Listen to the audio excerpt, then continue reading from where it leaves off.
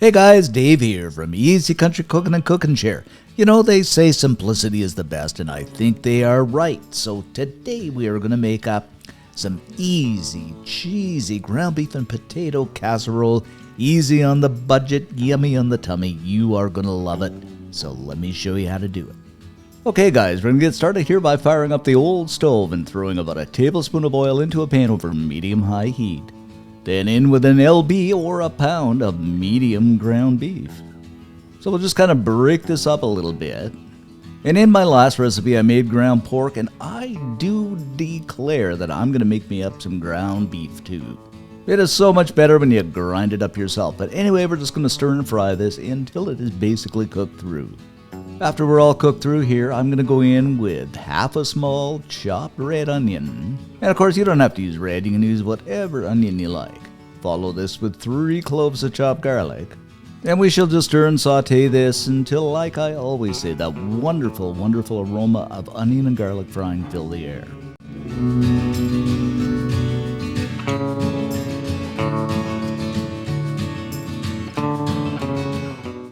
Alrighty then, now we are going to go in with a tablespoon of Old Hickory Smoky Barbecue Sauce. A tablespoon of Worcestershire sauce, something else I love. A couple of teaspoons of the old Italiano seasoning. About a teaspoon of salt. And another teaspoon or 2 of the good old ground black pepper, or ground black pepper.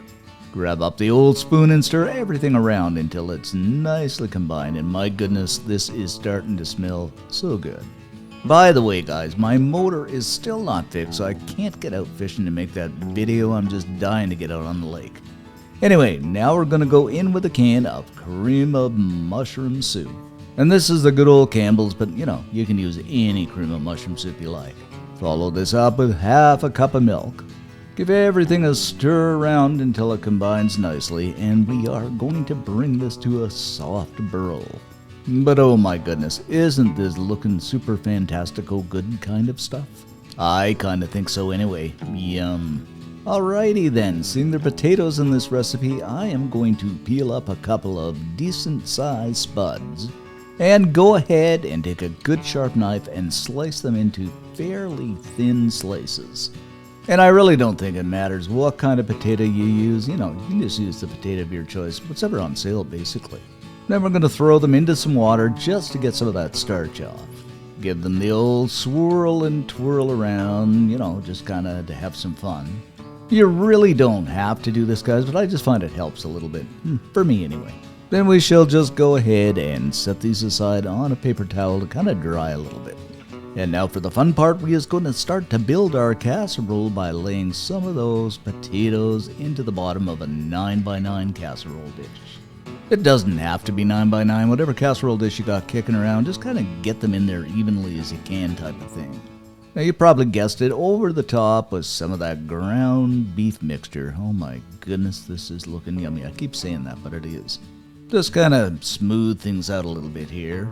Now we're going to spread some ooey gooey cheese over the top, and this is just old sharp cheddar, and of course you can use the cheese of your choice.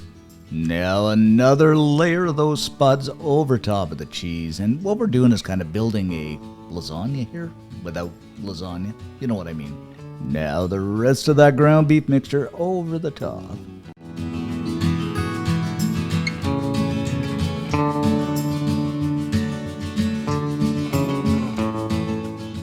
You guessed it, more cheese, a final layer. You know, you can never get enough cheese, at least in my humble opinion. Now we're going into a 375 degree Fahrenheit, 200 Celsius preheated oven for about 45 minutes. After 45 minutes, there she be, guys, a bubbling and a brewing and smelling and looking ever so good. Of course, we simply have to garnish this up with a few chopped up green onions, you know, just for that greenish final effect. And there you have it, guys, our ever so cheesy and delicious ground beef and potato casserole. It does not get much better, at least in my humble opinion. And you grab this up and just look at it. Doesn't it look fantastical? I think so anyway. And you bite into this, guys. It is simply superb. That ground beef mixture, that cheese, everything blends together so nicely. Make this up, leave us a comment, and most of all, subscribe. Thanks for watching, guys. Stay safe and see you next time.